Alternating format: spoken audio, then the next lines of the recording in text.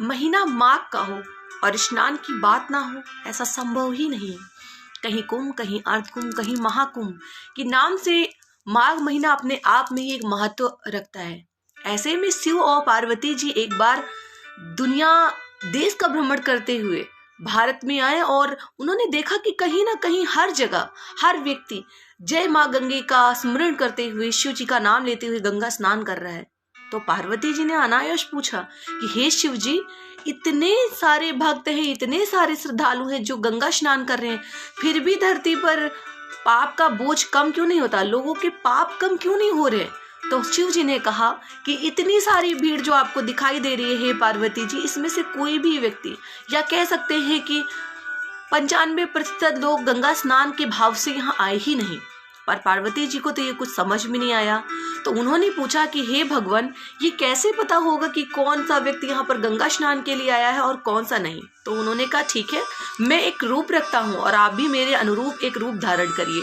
तो उन्होंने एक बहुत वृद्ध और जर्जर व्यक्ति का रूप धारण कर और उसी रास्ते पर जहाँ लोग गंगा स्नान करके वापस आ रहे थे, गड्ढे में जाकर बैठ गए और माता पार्वती से कहा कि आप भी एक वृद्धा का रूप धारण करें और लोगों से मदद मांगे मुझे बाहर निकालने के लिए, और साथ में ये भी कहें कि जो व्यक्ति निष्काम निष्पाप होगा वही व्यक्ति मुझे हाथ लगाए, अन्यथा जो भी व्यक्ति पाप युक्त होगा वो मुझे हाथ लगाते ही भस्म हो जाएगा।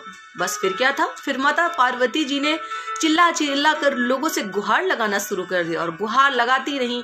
सुबह से दोपहर हो गई और बस लोग तमाशा ही देखते रह गए। वहां पर आए हर एक व्यक्ति ने कोशिश तो की, लेकिन अंतर मन की पुकार तो हर व्यक्ति को पता है कि किसने कितने पाप किए हैं, किसने कितने गलत कार्य किए हैं। ये अपने आप से, अपने मन से कभी छुपा नहीं रहता। और बस यही मन में भाव करके आधे से ज्यादा लोगों ने वहां पर मदद करने का इरादा ही त्याग दिया और कुछ लोग तो वहीं खड़े होकर तमाशा देखते रहे कि आखिरकार ऐसा कौन सा शख्स होगा जो शाम तक इस वृद्ध को बाहर निकालेगा और वो निष्काम निष्पाप होगा। फिर क्या था, दिन से दोपहर, दोपहर से शाम, शाम से रात होने को आ गई, लेकिन उसके पहले एक व्यक्ति जो बहुत ही युवा था वहां पर आया और ये सब तमाशा देख रहा था और माता पार्वती वही गुहार कर रही थी कि कोई मेरे वृद्ध पति को बचाए। और लेकिन इनको सिर्फ वही व्यक्ति हाथ लगाए जो कलयुग में, जो इस युग में गंगा स्नान करने के बाद पाप मुक्त हो गया हो और श्रद्धा से भरा हो, कोई गलत काम ना किया हो, जिसको अपने अंदर से ये महसूस हो रहा हो कि वो अब गलत कार्य नहीं किया हुआ है, वो निष्पाप है। फिर क्या था, उस युवक ने विचार किया कि भस्म होना तो एक अलग बात है, लेकिन किसी की मदद ना करना ये तो अपने आप में ही एक बहुत बड़ा पाप है। बस फिर क्या था, उसने माता जी से कहा कि हे माता जी, आप मेरा सामान तनिक इधर निहारिए और उसके बाद मैं अभी आपके पति को बाहर इस गड्ढे से निकाल के बाहर करता हूँ।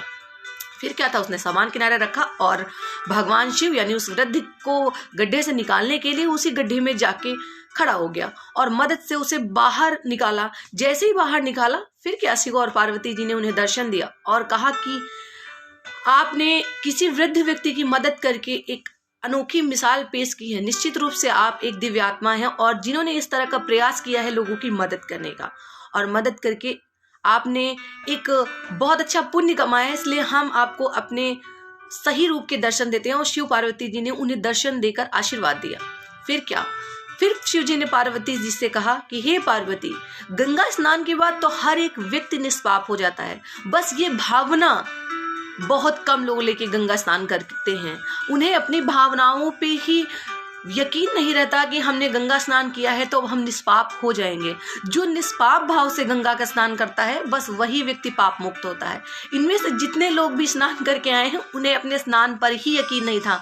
उन्हें यकीन ही नहीं था कि वो माँ गंगा की शरण में आए हैं और वो पाप मुक्त हो गए हैं।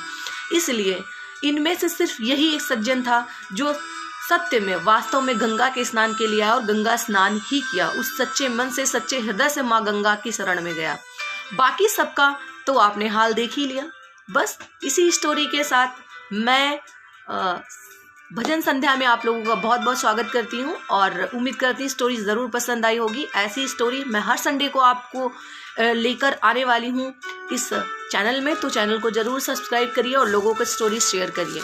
Thank you so much.